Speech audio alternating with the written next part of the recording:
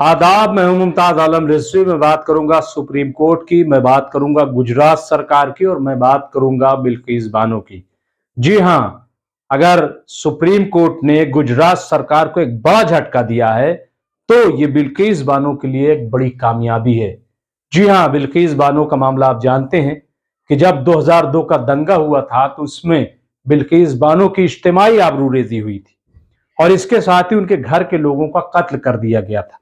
वो मजलूमा बच गई थी और उसने उन मुजरिमों के खिलाफ, उन दोषियों के खिलाफ मुस्तकिल लड़ती रही, यहां तक कि उनको सजा हो गई। सजा हो गई, उम्र कैद की सजा हुई। लेकिन गुज़िश्ता 2022 को, यानी 15 अगस्त 2022 को, कि जब लाल किले की फसील से वजीर आजम यानी प्रधानमंत्री नरेंद्र मोदी औरतों की हिमायत में बोल रहे थे और कह रहे थे, क्या लोगों, औरतों के हक में कदम उठाओ, औरतों का तहफ्फुज करो, औरतों की मदद करो, औरतों को पढ़ाओ लिखाओ। जब औरतों के हक में बात कर रहे थे तो उसी वक्त गुजरात सरकार ने, जो बीजेपी की सरकार है, 11 मुजरिमीन को रिहा कर देती है हमदर्दी की बुनियाद पर। यह कहते हुए रिहा कर देती है कि इनके काम बड़े अच्छे थे इसलिए इनको रिहा किया जा रहा है। अब आप सोचिए कि बिल्किस बानो के दिल पर क्या गुजर गई होगी कि जब 11 मुजरिमीन को, वो खतरनाक मुजरिमीन, और जब बाहर आए तो उनका खैर मकदम किया गया, मिठाइयां बांटी गईं। जाहिर है कि दिल तड़पा देने वाली बात थी।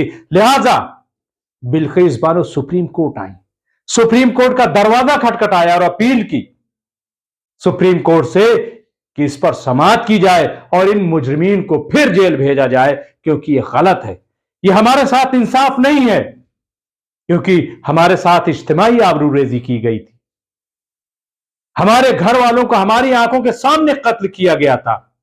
यह अपील की गई थी और इस उम्मीद के साथ कि हमें अदालत से इंसाफ जरूर मिलेगा। जाहिर है कि इंसाफ ही मिले था, तभी इन लोगों को कैद हुई थी। आज फिर बिल्किस बानो को इंसाफ मिलता दिखाई दे रहा है और ऐसा लग रहा है कि वो दरिंदे फिर जेल की सलाखों में जाएंगे। सुप्रीम कोर्ट ने यह माना है कि यह पिटीशन काबिल समाअत है और इसकी समाअत की जाएगी।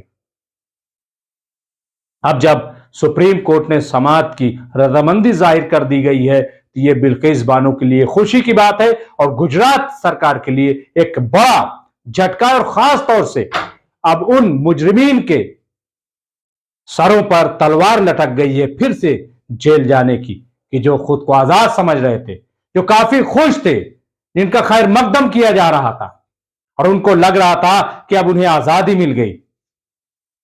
जाहिर है कि यह क्यों किया गुजरात सरकार ने, इसका जवाब तो गुजरात सरकार देगी और इसका जवाब अब मिलेगा सुप्रीम कोर्ट में जब बहस चलेगी कि आखिर ऐसा किया क्यों। पहले लोग ये समझ रहे थे कि शायद सुप्रीम कोर्ट का ये ऑर्डर है, लेकिन बाद में यह समझ में आया कि नहीं, सुप्रीम कोर्ट से इसका कोई लेना देना नहीं, दरअसल केंद्र सरकार का यह ऑर्डर था और केंद्र सरकार की वजह से गुजरात सरकार ने उन 11 मुजरिमों को छोड़ा था। लेकिन अब देखना होगा कि आखिर ये क्यों छोड़े गए और इसका जिम्मेदार कौन है। अब ऐसा लग रहा है कि बिल्किस बानो के दिल को कहीं ना कहीं थोड़ी बहुत ठंडक जरूर मिल गई होगी। बहुत बहुत शुक्रिया।